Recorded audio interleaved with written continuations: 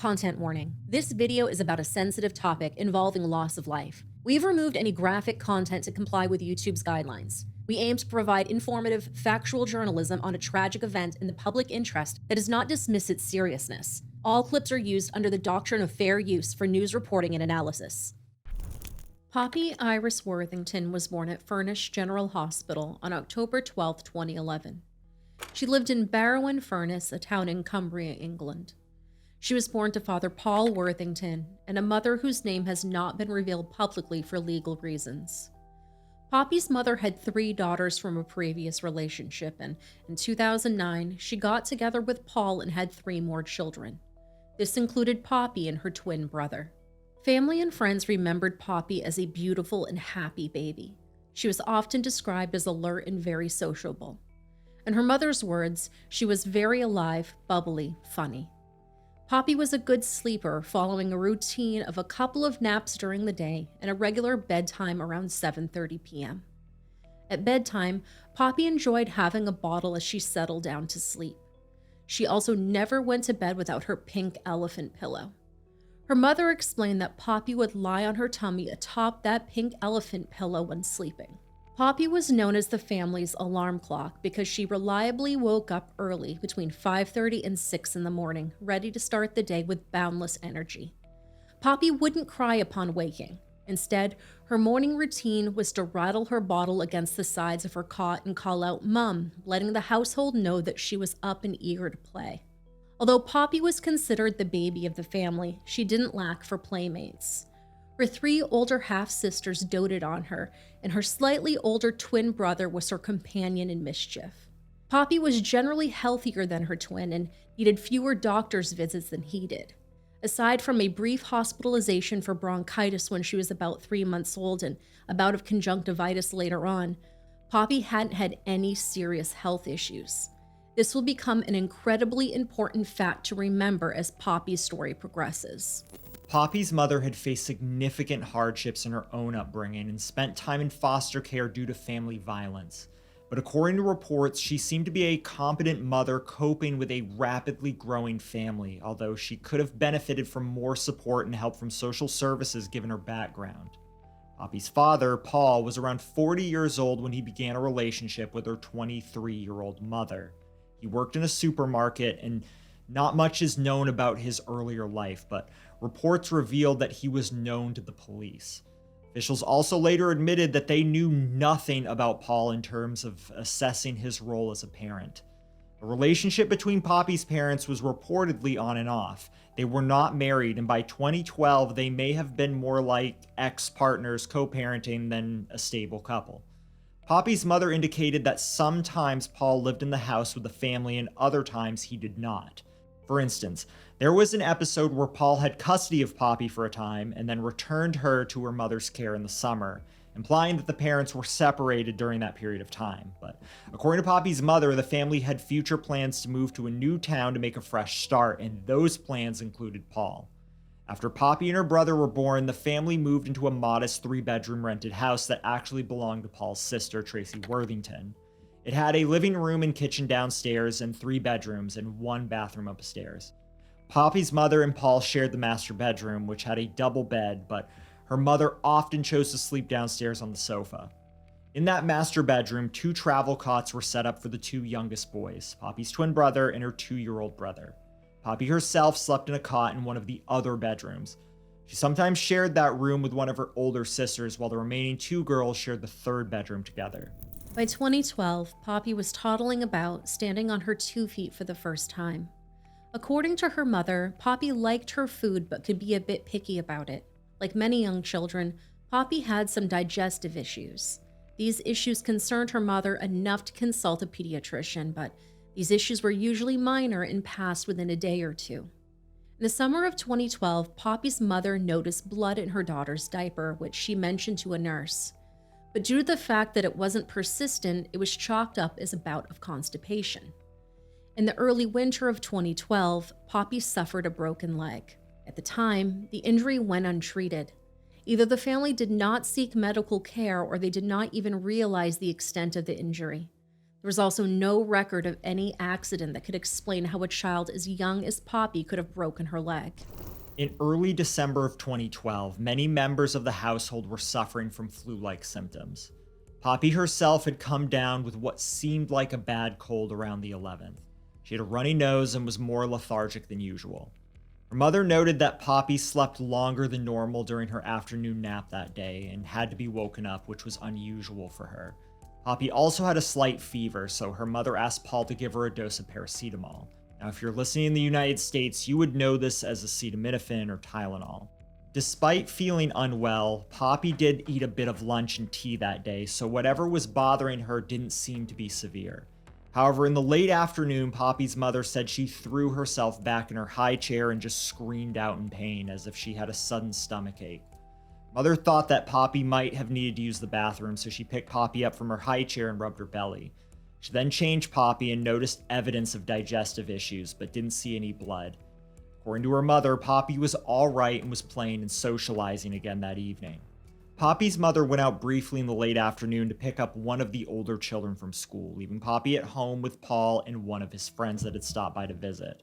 After returning, she put Poppi into her pajamas and set her into a cot in one of the bedrooms with her bottle and pink elephant pillow. Sometime around 8:45 p.m., Poppi's brother woke up crying, so Paul comforted him. Afterwards, he stayed in the master bedroom and played on the computer in bed for a time. Paul said that he went to bed around 9:30 p.m., taking his laptop to bed with him. He later admitted that he typically would check football results and then spend about 10 minutes looking at what he referred to as X-rated adult stuff online before going to sleep. Poppi's mother remained downstairs. Eventually, the mother brought the 2-year-old boy upstairs to bed as well, placing him in his cot in the master bedroom, and then she herself went downstairs to sleep on the couch. In the early hours of December 12th, Poppi's mother briefly came upstairs to the master bedroom. She woke Paul up between 2:15 and 2:30 a.m. because she wanted to use the laptop and needed a charger for it. She also noticed that Poppi's twin brother had a stuffy nose, so she decided to take the boy downstairs with her so he could sleep in his stroller, in her mind claiming it would help clear his nose. Paul, who was half asleep, later claimed he couldn't fully remember this interaction, but he didn't dispute that it happened. Sometime between 5:30 and 5:45 a.m., Poppi woke up crying. One of Paul's earlier accounts, she woke up 15 minutes before her usual time, while in one of his later accounts, he said it was nearly an hour early. Poppi's cry was described as a scream that sounded urgent and distressed. Both parents claimed to immediately wake up upon hearing her. According to Paul, he got out of bed and went to Poppi's room to see what was wrong. He found Poppi in her cot, sitting up on her knees in the dark, and wasn't sure if she had a nightmare or was in pain. Paul then took her out of her cot and brought her into the master bedroom to his own bed. At this point, he strayed from the usual routine. Normally, he would have taken Poppi downstairs to change her, and so she wouldn't wake up the other kids. Poppi's mother would later insist that Poppi had never been taken into her parents' bed before. This was because she knew that there was a risk of suffocation due to her small size. Paul stated his reason for doing this was that he wanted to comfort Poppi and figure out what was wrong with her. He picked up her pacifier and her bottle from the cot as he carried Poppi to his bed. Much of what we're going to discuss next comes from Paul's own accounts. In the master bedroom, Paul sat on the edge of the bed with Poppi as he tried to calm her down. But something about Poppi's condition struck him as odd. He later described that when he first lifted Poppi from the cot, her body was solid, stiff, and uptight, almost rigid. Even after he sat down with her on his knees, she was clenching her teeth and wouldn't take the pacifier when he tried to put it in her mouth. Paul claimed he thought she might be constipated. He claimed that Poppi was pushing down in his lap, which he interpreted as her straining. Acting on that assumption, Paul said he partially undid the snaps of Poppi's onesie and checked her diaper. According to Paul, he observed evidence of digestive issues, but didn't find it unusual due to past issues in her flu-like symptoms. He also didn't notice any blood. Now, I know it might seem odd that we keep noting this, but it will become important later, just like the fact that Poppi really didn't have any health issues prior to 2012. Paul claimed that Poppi had stopped screaming and seemed relaxed, in his own words, then placed her in the bed on her back. Afterwards, he allegedly left Poppi there for a moment to go fetch a fresh diaper. Because it was dark and early, he said he did not turn on the bedroom light, not wanting to wake the other children in the house. Paul said that he took precautions to prevent Poppi from rolling off the bed, placed her head on a pillow and put another pillow on one side of her and a quilt on the other side. Left Poppi lying in that position on his bed, still wearing her soiled diaper, but unclothed from the waist down. As he came downstairs, Poppi's mother was half asleep on the sofa. Paul told her that Poppi had been screaming that he was getting a clean diaper. She was groggy and later recalled being semi-conscious when Paul briefly spoke to her. Paul insists he was downstairs and back up within 90 seconds. When Paul returned to the master bedroom, Poppi was very still and silent. He thought perhaps she had fallen asleep in the short time he was gone. Not wanting to disturb her, he decided that instead of immediately putting her back into her own cot, he would let her sleep a little longer. Paul claimed he chose not to change her and decided to lay back down next to her in bed, intending to doze off for just a few more minutes. A short time later, perhaps only 5 to 10 minutes after Paul had gone back to bed, he reached over to touch Poppi and immediately sensed something was wrong. He said that he didn't know what made him reach out to touch her, but when he did, her arm was limp. He found Poppi completely unresponsive. She was lying in the same position he had left her, but now her little arms were floppy and she wasn't moving or making a sound. Panicking, he tapped her face gently, calling her name, but got no response. Paul tried picking Poppi up and her body just slumped in his arms, completely limp. It was at this point that Paul began shouting in panic. Around 5:56 a.m., Poppi's mother heard Paul suddenly thundering down the stairs with something in his arms. He was carrying little Poppi, lifeless as he ran into the living room. He cried out to the mother to call for an ambulance. On the recording, Poppi's mother can be heard desperately trying to convey what is happening, saying how her child isn't breathing and has turned blue. The operator instructed the mother to relay CPR directions to Paul. Within minutes, an ambulance crew and police arrived. Paramedics found Paul performing CPR as her mother stood by, sobbing and pleading for her child to wake up. The paramedics took over resuscitation efforts and quickly prepared to transport Poppi to the hospital. Paul climbed into the ambulance with his daughter, and the paramedics left for Furnace General Hospital at about 6:11 a.m. Poppi's mother was initially left behind at the house with the other children and the responding police officers. The Cumbria police did not secure the house as a potential crime scene. Poppi's aunt Tracy had arrived at the house shortly after the ambulance left to help with the other children. While there, Tracy noticed a used diaper lying on the living room floor, which she described as extremely soiled and foul-smelling. Tracy asked an on-scene police officer if she could throw it away. The officer gave her permission to dispose of it, so Tracy tied it up in a plastic bag and tossed it into an outside bin. Police on the scene also did not immediately seize bedding or the pajama bottoms Poppi had been wearing. Those items too went missing in the shuffle. During the ambulance ride, paramedics continued CPR and advanced life support measures on Poppi. According to reports, she was in cardiac arrest. They were trying to get her heart beating and her lungs breathing again, but she did not respond. The ambulance reached Furnace General Hospital, the same hospital where Poppi had been born just 13 months earlier. Medical staff worked on her for some time, but there was unfortunately nothing that they could do. And Poppi Worthington was pronounced dead at the hospital on December 12, 2012. The exact recorded time of death was around 7:20 a.m., but Poppi had likely died at home or en route despite the efforts that were being made. The initial assumption among first responders was that this might be a case of sudden unexplained death in childhood or an accidental suffocation. The post-mortem examination of Poppi's body was conducted by Dr. Allison Armour, a home office forensic pathologist with experience in child deaths. Externally, aside from a small amount of blood around the nostrils and some slight bruising on the face from CPR efforts, Poppi's body didn't show any major trauma. But now we have to talk about her internal injuries and about the blood, and why Paul was so insistent that Poppi wasn't bleeding when he was changing her. There was actually a lot of blood, so much that it could be seen dribbling down her legs. Even after 5 hours had passed since her death, blood kept leaking out of her body. Dr. Armour discovered redness and bruising on Poppi's inner thighs, as well as other injuries and tears. There was also bruising noted in the deep, soft tissues at the back of her throat, suggesting possible forced airway obstruction or an object being pushed into her mouth. There was ambiguity about whether these injuries may have occurred during resuscitation efforts. After thoroughly examining Poppi's body, Dr. Armour's conclusion was that her injuries were strongly consistent with SA. In addition, she identified the healing fractures in Poppi's right leg. Then, another significant piece of forensic evidence came to light. Poppi's DNA was found on Paul's privates. This was determined through swabs and tests done during the investigation. When confronted with this, Paul claimed that the DNA transfer occurred innocently when he was handling Poppi during the emergency and then later went to the bathroom at the hospital.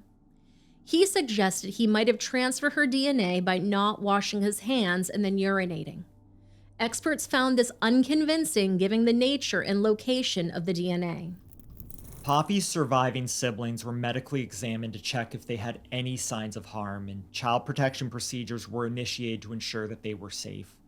All the children were removed from the parents' care within 24 hours of Poppi's death, as is standard when one child dies in suspicious circumstances. Cumbria police did not properly investigate Poppi's death for a full 9 months following the incident. Initially, a detective and team were assigned, but they did not treat it with any urgency. A later independent police complaints commission inquiry identified at least 12 major errors or omissions in the handling of the case. Among these were failing to secure the scene, failing to preserve and test items like the bedding, blanket, pillow that might have DNA or fluids, failing to seize the laptop and mobile phones for forensic analysis, and not promptly interviewing key witnesses. Paul himself was not formally interviewed or arrested on the day of Poppi's death, despite him being the lone adult that was present with her. One factor might have been that one doctor initially didn't find a cause of death. It was listed as undetermined pending further tests, leading some officers to mistakenly think that there might not be a case here. But Dr. Armour's suspicions of SA were known, and as you might be well aware of, prosecutors can file charges based on a coroner's findings, and so it's hard to justify inaction here by anything else except for systemic failure. 8 months later, in August of 2013, the police finally took decisive action. They arrested both Paul and Poppi's mother and formally interviewed them. Paul was arrested on suspicion of SAing his daughter, an allegation which he vehemently denied. Poppi's mother was also arrested, though details were not made public. Both were released on bail as the investigation continued. The case then proceeded on 2 parallel tracks, one in the criminal justice system and another in the family court system. No criminal charges were immediately filed in 2013. Cumbria police eventually handed the case over to the Crown Prosecution Service after completing what investigation that they could. In March of 2015, the Crown Prosecution Service announced that they would not charge anyone in relation to Poppi's death. The reason given was lack of sufficient evidence to have a realistic prospect of conviction, largely due to the botched investigation that failed to get any forensic evidence. However, parallel inquiries and proceedings were shedding more light. In March of 2014 and then again in November of 2015, a high court judge, Mr. Justice Peter Jackson, held fact-finding hearings to determine what happened to Poppi as part of care proceedings for the surviving children. These family court hearings are civil and use a lower burden of proof. Initially, the details were kept secret due to reporting restrictions, but eventually parts were made public. In January of 2016, Justice Jackson found, on the balance of probabilities, that Paul had SA'd Poppi shortly before she died. This family court ruling didn't send Paul to jail because family courts cannot convict criminals, but it did bring the case into public awareness. Once revealed, the public outcry was enormous. Facing vilification as the alleged perpetrator, Paul actually fled abroad in January of 2016, right after the judgment was made public. His sister told reporters that Paul left the country due to death threats and harassment. Community members threatened vigilante justice. He was described as being in hiding hundreds of miles away, fearing for his life. Paul maintained his innocence, and Through his sister, he complained that the authorities had failed him by destroying evidence that might have exonerated him. Paul's sister Tracy stood by him, asserting that he doted on those children and would never harm them. Tracy said if she believed that he was guilty, she would not protect him, and that she truly believed that he was innocent. Given the lack of criminal charges, the coroner decided to hold a full inquest into Poppi's death as another route to establish the truth. The second inquest took place in late 2017, with senior coroner David Roberts presiding. The inquest called dozens of witnesses over 3 weeks, including paramedics, doctors, social workers, and both of Poppi's parents. Notably, Paul was compelled to give evidence at the coroner's inquest, though he was allowed to do so from behind a screen to shield him from the public. When he took the stand in November of 2017, Paul refused to answer questions 252 times, repeatedly invoking his right not to incriminate himself. Every question about what happened that night was met with silence or a statement of no comment. Poppi's mother felt his non-answers frustrated the inquest search for the truth. The coroner noted that Paul's earlier accounts did not stand up to scrutiny and were inconsistent or unlikely in many respects. One puzzling detail was that Poppi's pink elephant pillow, her favorite comfort item that always stayed in her cot, was found on the double bed in Paul's room afterwards. Paul claimed he had no idea how that pillow got into his bed. Investigators suspect he might have grabbed it to silence her during the essay. Also, a bottle of milk was later found lying on the bed with a damp patch of milk on the sheet, indicating that Poppi had been in bed long enough for a bottle to spill, contrary to Paul's timeline. Poppi's mother also stated that there was a partially unraveled roll of paper towels on the bed, something that they never kept in the bedroom to begin with. Additionally, Poppi's pajama bottoms could not be seen in any of the pictures taken that day. Her mother stated that she tried very hard to search for them at home, but she has never found them since. On January 15, 2018, Coroner Roberts delivered his official conclusions. Poppi died as a result of being suffocated while sleeping in an unsafe environment after being essayed by her father. Paul argued these words went too far for a standard inquest. He claimed that because the essay itself hadn't directly caused Poppi's death, it shouldn't be part of the formal record explaining how she died. He seemed motivated by the fact that this record would be permanent and would be commonly referenced by the public in regards to the case. The court reviewing his complaint rejected it outright. It ruled that the coroner was right to include the essay in the inquest record because it explained why Poppi was placed in an unsafe sleeping position that led to her death. The court found nothing unlawful about recording those facts and emphasized that an inquest has a duty to lay out the full circumstances surrounding a death when the public interest demands it. However, the coroner, constrained by legal standards, recorded the cause of death in a narrative form rather than labeling it unlawful killing, because he could not be sure beyond a reasonable doubt whether the death was murder or manslaughter. He did emphasize that there was no natural cause to explain Poppi's death, and that no one else could have been responsible except the adult with her at the time. The public inquest verdict added pressure on the Crown Prosecution Service to reconsider the charges against Paul. The coroner himself took the unusual step of formally sending his findings to the Crown Prosecution Service for review, given the gravity of the conclusions. Poppi's mother, through her lawyer, made an impassioned plea that after all these years and 3 court findings, the agency should take another look and try to prosecute Paul. However, in January of 2018, the Crown Prosecution Service announced it had no plans to prosecute Paul, essentially standing by its earlier decision due to insufficient evidence. They reiterated that without any new evidence, a prosecution would not succeed. Poppi's mother was disappointed. She expressed through her lawyer that the past 5 years have been a complete nightmare. Despite this, she has shown courage in pushing for accountability. She said she is relieved to finally have some answers after the 2018 inquest and is closer to the truth, even though that truth is devastating. As of the date of this recording, in July of 2025, Paul Worthington remains a free man. His whereabouts are completely unknown to the public, and he has never been charged or convicted with anything related to Poppi's essay or death.